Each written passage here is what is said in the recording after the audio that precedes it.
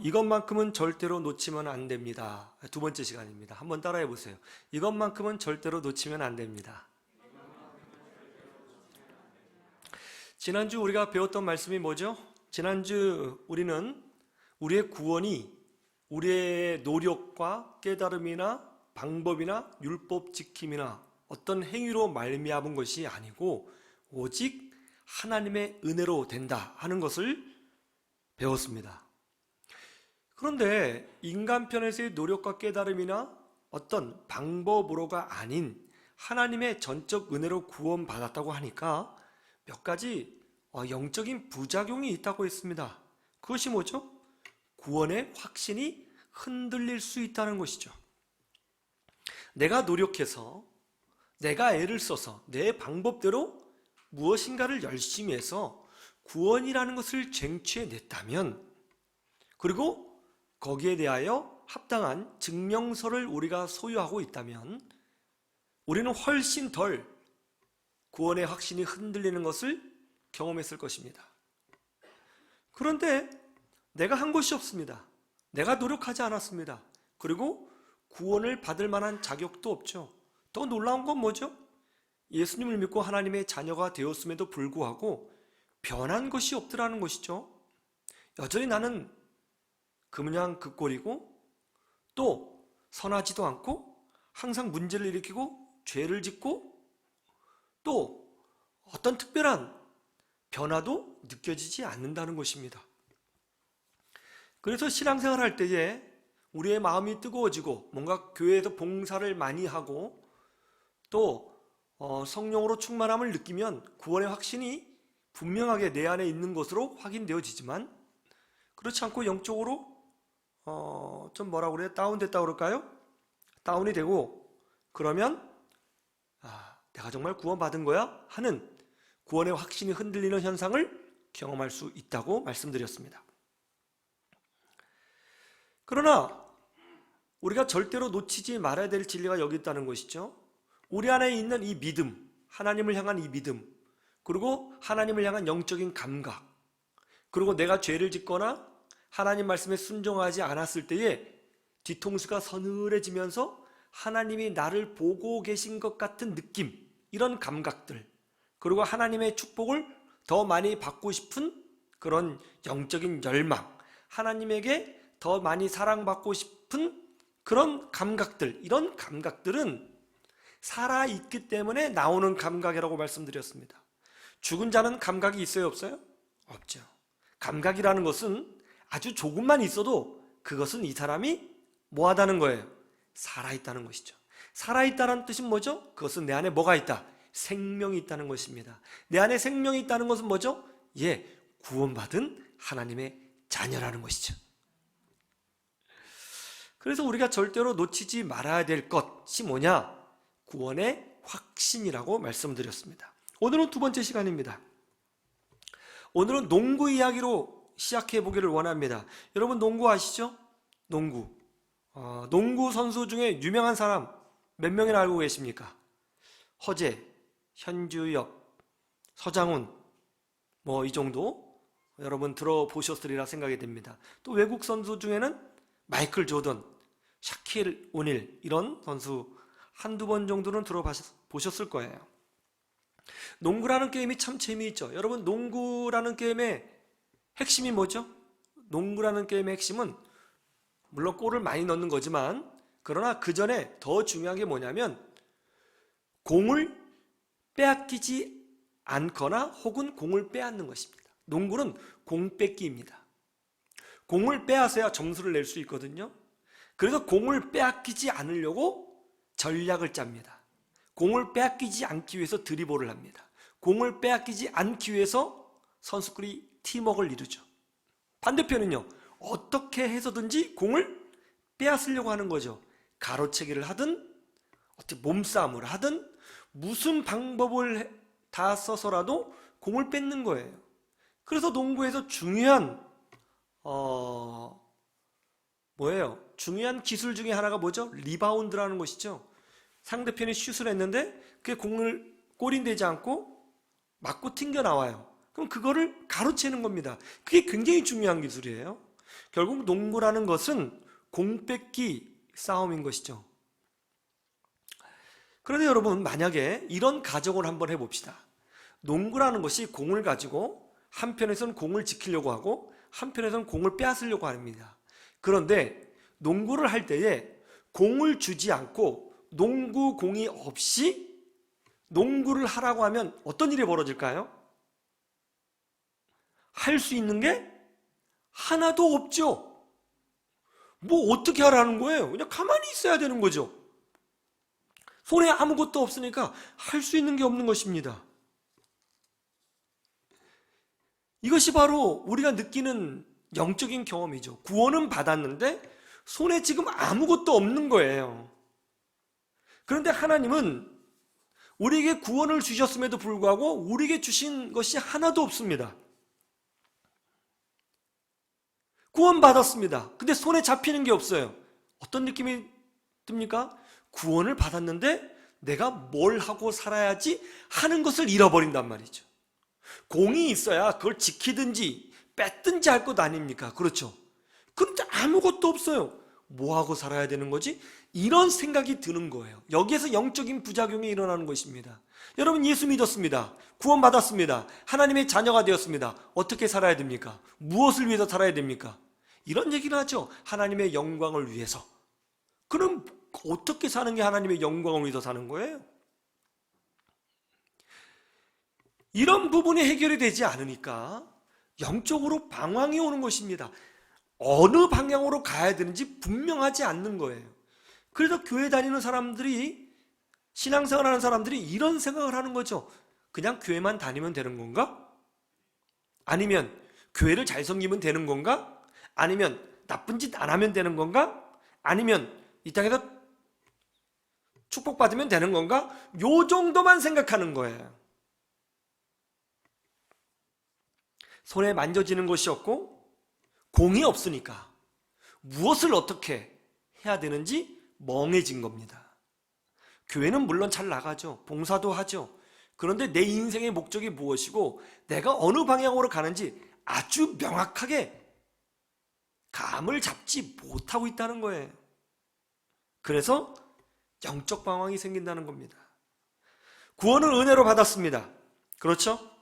그러면 구원 이후, 구원을 은혜로 받았는데 구원 이후에 또 우리는 가만히 있으면 되는 걸까요? 어차피 구원이 은혜로 받았으니까 가만히 있으면 될까요? 아니요, 그렇지 않습니다. 이제 구원은 은혜로 받았지만 구원받은 이후에는 전혀 다른 존재로 살아야 되는 것입니다. 다른 존재로 산다. 그것이 뭐죠? 바로 이거예요. 하나님을 경험하는 축복을 누리며 살아야 된다는 것입니다. 한번 따라해 보세요. 하나님을 경험하는 축복. 이게 오늘 두 번째 주제인 거예요. 하나님을 경험하는 축복. 이것이 구원받고 난 사람이 구원 이후에 누리는 축복인 거예요. 요한복음 5장 14절을 보시죠. 요한복음 5장 14절 같이 볼까요? 시작. 그 후에 예수께서 성전에서 그 사람을 만나 이르시되 보라, 네가 나았으니 더 심한 것이 생기지 않게 다시는 죄를 범하지 말라 하시니. 38년 된 병자가 치유를 받았습니다. 그런데 자기를 치유해 주신 분이 누군지 모르는 거죠. 나중에 예수님께서 이 38년 된 병자를 다시 만나서 이렇게 말씀을 해 주십니다. 그것이 뭐죠? 네가 다 나았다. 그러므로 이제 더 심한 것이 생기지 않도록 죄를 범하지 말라. 그렇게 말씀을 해 주셨어요. 예수님의 말씀의 핵심이 뭐죠? 죄를 범하지 말라입니다. 죄를 범하지 말라. 이것이 무슨 뜻이죠? 나쁜 짓을 하지 말라는 뜻인가요? 착하게 살라는 뜻인가요? 율법을 지키라는 뜻일까요? 여러분, 예수님의 의도가 뭐라고 생각하십니까? 우리 한국 사람들이 생각하는 죄의 개념과 유태인들이 생각하는 죄의 개념이 다릅니다. 우리 한국인들이 생각하는 죄는 뭐죠? 말 그대로 나쁜 행위입니다. 그러나 유대인들이 생각하는 죄는 뭐죠? 히브리인들, 이스라엘 백성이 생각하는 죄는 뭡니까? 그거는 하나님과 관계되어 있는 죄입니다. 우리 한국인들은 하나님과 상관이 없이 나쁜 것은 죄입니다. 그러나 유대인들은 그렇지 않습니다. 하나님과 관련돼서 행해지는 것이 죄입니다. 하나님을 벗어난 것이 죄예요. 그러니까 예수님이 이 38년 된 병자에게 다시는 죄를 짓지 말라 한 것은 뭐냐면 나쁜 짓을 하지 말라 그런 뜻이 아니고 하나님의 기쁨이 되는 삶을 살아라 라는 것을 말씀해 주시는 거예요. 왜 하나님을 기쁘시게 하는 삶을 살라는 것이죠? 하나님을 기쁘시게 하는 삶을 살 때에 그는 하나님을 경험하는 삶을 사는 거예요. 왜냐하면 거룩하신 하나님은 죄가 없는 주의 백성과 동행하시고 그리고 온갖 좋은 것으로 채워주시거든요. 예수님이 이 38년 병자에게 말씀하고 있는 거예요. 하나님을 기쁘시게 하라. 단지 나쁜 짓 하지 말아라. 요 정도 레벨이 아니고 적극적으로 하나님을 기쁘시게 하라. 그리고 하나님을 경험하는 삶을 누려라 라고 말씀하시는 겁니다. 창세기 5장 24절을 보시죠.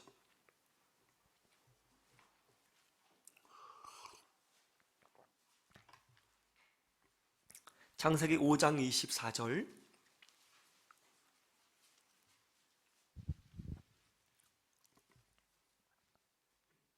같이 볼까요? 시작. 에녹이 하나님과 동행하더니 하나님이 그를 데려가심으로 세상에 있지 아니하였더라. 우리는 보통 성경을 구약 성경, 신약 성경이라고 부르죠. 그렇죠? 그런데 사실은 구약 성경이니 신약 성경이니 하는 호칭은 원래 없었습니다.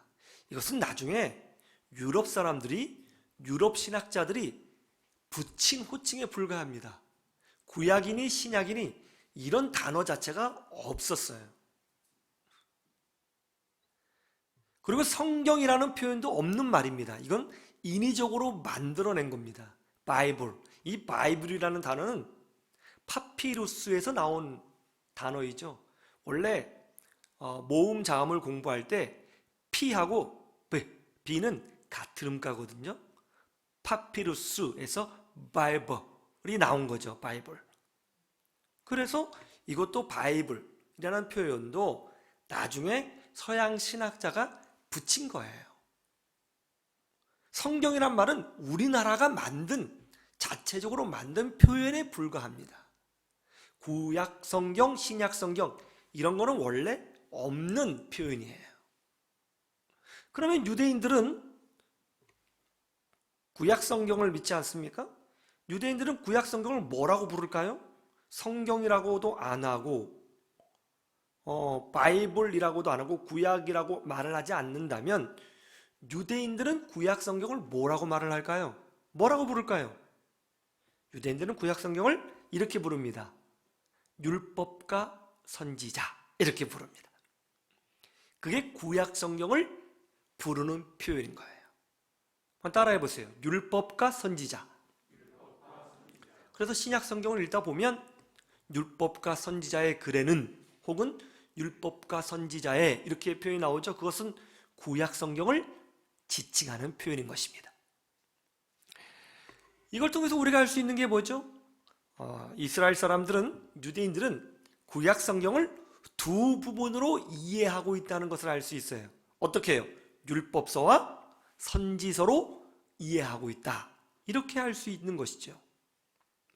하나님은 모든 인류, 그러니까 이 땅에 태어나는 모든 인류를 단 한 가지의 방법, 즉 예수 그리스도의 십자가의 보혈의 능력에 힘입어 구원받도록 하나님이 작정하시고 예정하시고 그렇게 공포하셨습니다. 그래서 앞으로 태어날 아이들도 마찬가지거니와 이전에 존재했던 모든 인류는 오직 십자가, 예수 그리스도의 십자가를 통해서만이 죄사함을 경험하고 하나님의 자녀가 되는 축복을 누립니다. 십자가를 통해서만이 구원을 받을 수가 있습니다. 그런데 우리는 이미 오신 예수님을 믿고 있는 거잖아요. 2000년 전에 오신 예수님을. 그렇죠? 그러니까 오신 예수님, 이미 다 드러나신 예수님을 믿으니까 훨씬 믿기가 편하단 말이에요. 그렇죠? 그런데 예수님 이전의 사람들은 오실 예수님을 믿어야 하잖아요. 오실 예수님. 그러니까 더 난해한 겁니다. 확실히 보여주지 않은 것을 믿어야 되니까 굉장히 어렵단 말이죠. 그렇죠? 더더군다나 예수님 이전의 시대에는 문자가 그렇게 발달되지 않았습니다. 책이 많은 시대가 아닌 것이죠. 그래서 오실 예수님을 믿으려면 글자가 아닌 어떤 상징이나 사건을 통해서 예수님을 배울 수밖에 없는 것이죠. 그래서 제사법이라든가 이런 거 다 유월절, 절기 다 예수님을 설명하는 거잖아요. 그래서 하나님은 예수님을 통해서 죽음을 보지 않고 천국에 갈 수 있다는 것을 보여주시기 위하여 2명의 샘플을 선택하시기로 작정하셨습니다. 그래서 이 샘플들을 보고 구약에 있는 백성들이 장차 오실 메시아 예수 그리스도를 통해서 우리가 죽음의 문제를, 죄의 문제를 극복할 수 있게 되는구나 하는 것을 배우도록 하신 거예요. 2명의 사람, 이 사람들은 죽지 않음을 경험합니다. 죽지 않고 천국 갑니다. 그런데 예수님 이전 딱 2사람만 해당됩니다. 그래서 하나님은 율법과 선지자니까 율법서의 한 사람, 선지서의 한 사람을 선택하시기로 한 겁니다. 선지서에는 엘리야, 선지자의 대표죠. 그리고 율법서에는 오늘 말씀해 보니까 누굽니까? 에녹이었다고 합니다. 그래서 창세기는 율법서니까 창세기 율법서의 에녹이, 그리고 선지서의 엘리야가 죽음을 보지 않고 하늘에 올라가는 것을 보여줌을 통해서 장차 오실 예수 그리스도의 권능이 어떤 것임을 가르쳐 주신 것이죠. 그런데 왜 에녹이냐 말이에요. 에녹. 왜 하나님은 에녹을 선택을 하셨느냐? 그 엄청난 축복을 누리는데 에녹에게 왜 그런 축복을 주셨느냐 말이에요. 그 이유가 히브리서 11장 5절에 있습니다. 찾아보세요.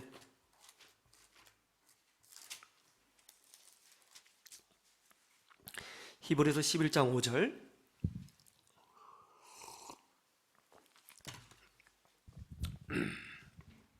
함께 해볼까요? 시작. 믿음으로 에녹은 죽음을 보지 않고 옮겨졌으니 하나님이 그를 옮기심으로 다시 보이지 아니하였느니라. 그는 옮기시기 전에 하나님을 기쁘시게 하는 자라 하는 증거를 받았느니라. 그는 옮겨지기 전에, 즉 죽음을 보지 않고 천국에 가기 전에 어떤 평가를 받았다고요? 에녹의 삶이 어땠다고요? 하나님을 기쁘시게 하는 삶을 살았다는 것입니다. 왜 에녹이냐? 그는 하나님을 기쁘시게 하는 사람이었습니다. 그래서 하나님이 그와 동행하셨고 그 결과 하나님을 경험하는 축복을 주셨다는 것입니다. 하나님의 자녀가 된 우리는 이제 어떻게 살아야 되는 것이죠? 우리는 은혜로 구원을 받았습니다. 여러분은 다 이미 하나님의 자녀인 줄로 믿습니다. 이제 어떻게 살아야 되나요? 은혜로 구원받았으니까, 거저 구원받았으니까 가만히 있으면 만사형통이 되는 것입니까? 절대로 아니죠. 은혜로 구원받았기 때문에 이제는 믿음으로 하나님을 기쁘시게 하고 하나님을 경험하는 삶으로 들어가셔야 되는 것입니다. 죄만 안 지으면 그만입니까? 교회만 다니면 그만입니까? 아니요. 우리는 적극적으로 하나님을 기쁘시게 하는 것입니다. 그럴 때 하나님을 경험하는 자녀의 축복을 누리게 되는 것이죠. 구원은 100% 하나님의 은혜로 됩니다. 그러나 구원받은 이후에는 좀 다릅니다. 우리가 하나님을 기쁘시게 하고 그리고 하나님과 동행하면 할수록 더 많이 하나님을 경험하게 되는 것입니다. 그래서 큰 믿음을 가진 자는 크게 하나님을 경험하는 것이고 믿음이 작은 자는 그 믿음의 그릇만큼만 하나님을 경험하게 되는 것입니다. 저와 교제하는 한 목사님이 이런 말씀을 하셨어요. 이분에게 아들이 셋이 있어요. 첫째가 태어났을 때 기대를 많이 했습니다. 그런데 우리가 늘 경험하듯이 우리의 자녀를 키우다 보면 기대가 분노가 되는 걸 경험하죠. 애들 성적표 받아올 때. 그죠? 첫째에게 기대를 많이 했는데 영 신통치가 않는 거예요. 둘째를 기대했습니다. 기쁨을 주긴 줬는데 고통이 100배입니다. 맨날 사고 치는 거죠. 공부는 고사하고. 그런데 막내가 좀 다른 거예요. 셋째가 공부를 잘합니다. 뭐 특별히 과외 같은 거 시켜주지 않아도 스스로 잘합니다. 애가 아주 발라요. 신앙도 이쁜 거예요. 너무너무 이뻐요. 그러니까 그 친구 목사님이 무슨 이야기를 하느냐면 그 막내를 볼 때마다 뭔가를 더 해주고 싶다는 거예요. 자꾸 뭔가 사주고 싶다는 거예요. 뭔가 도와주고 싶다는 거예요. 우리는 다 하나님의 자녀죠. 이미 구원받은 줄로 믿습니다. 우리가 사고를 쳐도 하나님의 자녀이고, 문제가 있어도 하나님의 자녀이고, 영적으로 부족해도 하나님의 자녀이고, 또 무지하고 죄가 있어도 하나님의 자녀입니다. 내가 사고를 치면 하나님께서 도와주실 것입니다. 내가 위급하면 하나님이 달려오셔서 내 옆에 계셔 주실 것입니다. 내가 아파하면 하나님께서 내 손을 붙드시고 치료해 줄 줄로 믿습니다.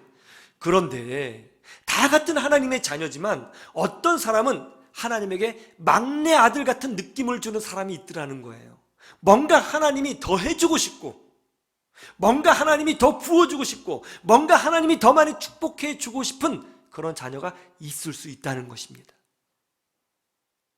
창세기 18장 17절을 보세요. 창세기 18장 17절. 1부, 2부, 3부 이렇게 설교를 하는데 설교가 다 달라요. 설교가 잘 되는 순서가 있어요. 근데 그 설교가 잘 되는 그 시간대는 기도를 많이 하신 것 같아요. 이 3부가 그러네요, 지금. 할렐루야. 예. 자, 창세기 18장 17절 같이 볼까요? 시작. 하나님이 소돔과 고모라 성을 치실 것입니다. 심판하실 거예요. 그런데 그 계획을 아브라함에게 알려주시겠다는 것이죠. 숨기지 않고 다 알려주신다는 것입니다. 왜죠? 이 소돔성에 아브라함의 조카인 롯이 살고 있었거든요. 그런데 지금 이 표현을 가만히 한번 생각해 보십시오. 내가 하려는 것을 아브라함에게 숨기겠느냐? 여러분, 이게 얼마나 친밀한 표현입니까? 이 얼마나 친밀한 표현이에요. 굳이 알려주지 않으셔도 되는 것이죠. 그런데 알려주시겠다는 거예요. 왜요? 아브라함이 이쁘니까요. 내가 하려는 것을 아브라함에게 숨기겠느냐? 얼마나 친밀한 표현이에요. 민수기 12장 4절에서 10절을 보세요. 여기 아주 재밌는 말씀이 있어요. 민수기 12장 4절에서 10절.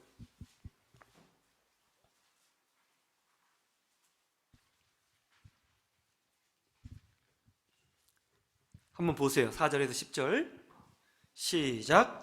여호와께서 갑자기 모세와 아론과 미리암에게 이르시되 너희 세 사람은 희막으로 나아오라 하시니 그 세 사람이 나아가매 여호와께서 구름 기둥 가운데로부터 강림하사 장막문에 서시고 아론과 미리암을 부르시는지라 그 두 사람이 나아가매 이르시되 내 말을 들으라 너희 중에 선지자가 있으면 나 여호와가 환상으로 나를 그에게 알리기도 하고 꿈으로 그와 말하기도 하거니와 내 종 모세와는 그렇지 아니하니 그는 내 온집에 충성함이라 그와는 내가 대면하여 명백히 말하고 은밀한 말로 하지 아니하며 그는 또 여호와의 형상을 보거늘 너희가 어찌하여 내 종 모세 비방하기를 두려워하지 아니하느냐 여호와께서 그들을 향하여 진노하시고 떠나심에 구름이 장막 위에서 떠나갔고 미리암은 나병에 걸려 눈과 같더라 아론이 미리암을 본즉 나병에 걸렸는지라. 아멘. 아멘. 이 말씀이 아주 놀랍죠? 모세가 구스 여자를 후처로 맞이했습니다. 구스 여자라면 어쩌면 흑인일 가능성이 높습니다. 흑인. 즉 이방 여자를 맞이한 겁니다. 모세가요. 그러자 모세의 누나인 미리암과 모세의 형인 아론이 발벗고 나서서 모세를 비방하기 시작했습니다. 미리암은 여선지자입니다. 선지자 중에 여자 선지자예요. 아론은 누구죠? 제사장입니다. 미리암과 아론은 모세의 누나이면서 형이지만 동시에 영적으로 상당한 사람들입니다. 리더입니다. 대단한 분들이죠. 그래서 미리암과 아론이 모세를 비방하고 모세에게 문제 제기를 합니다. 어떻게 이런 일을 할 수 있느냐 이거죠. 그러면서 뭐라고 말을 하죠? 너만 선지자냐? 모세에게 그렇게 얘기했다는 거예요. 너만 선지자냐? 너만 제사장이냐? 너만 리더냐? 우리들도 다 선지자고 제사장이고 리더다. 너만 이스라엘 백성이냐? 우리도 다 이스라엘 백성이다. 그래서 내가 할 말 하겠다. 어떻게 이런 일을 저지를 수 있느냐 하면서 모세를 비방했다는 거죠. 그런데 그렇게 한참 비방을 하고 있는데 그때 여호와 하나님께서 회막 가운데 임재하셨습니다. 그리고 뭐라고 말씀하세요? 그 내용이 오늘 본문인데 이렇게 말씀하시는 거죠. 미리암아, 아론아, 선지자라고 다 같은 선지자인 줄 아느냐? 제사장이라고 다 같은 제사장이라고 생각하냐? 내 종 모세는 나의 온 집을 위하여 충성을 다한 자다. 나는 특별히 모세를 아낀다. 그리하여 나는 모세에게 대면하여 말을 하였고 어떤 것이든지 은밀하게 말하지 아니하고 명백하게 말해주었다. 그리고 나는 모세에게 여호와의 형상까지 보여줬느니라. 그런데 내가 그렇게 아끼는 내 종 모세를 비방하기를 너희들이 두려워하지 않느냐? 하시면서 오히려 비방한 아론과 미리암을 혼내셨다는 것입니다. 이 참 충격적이죠. 7절을 보세요. 우리 하나님이 뭐라고 말씀하셨는지 보세요. 7절 시작. 내 중 모세아는 그렇지 아니하니 그는 내 온 집에 충성함이라. 할렐루야. 보셨죠? 우리가 하나님을 섬기면서 시험 들 때가 있죠. 또 기도에도 응답되지 않아서 당황스러울 때가 있을 것입니다. 또 신앙생활하다가 사람 때문에 상처받아서 눈물을 흘릴 때도 있을 것입니다. 여러분, 예수 믿고 신앙 지키는 거, 교회 섬기는 거 쉬운 것 아닙니다. 그런데 말이죠, 쉽지 않기 때문에 가치가 있는 겁니다. 하나님을 섬기면서 우리가 믿음으로 살면서 우리가 절대로 놓치지 말아야 될 진리가 여기 또 하나 있습니다. 그것이 뭐죠? 하나님을 기쁘시게 하는 자는 반드시 하나님께서 그를 보호하시고 변호하시고 하나님을 경험하는 삶을 살도록 만들어 주신다는 것입니다. 올리브 아그네스라고 하는 흑인 여자 집사님이 있었어요.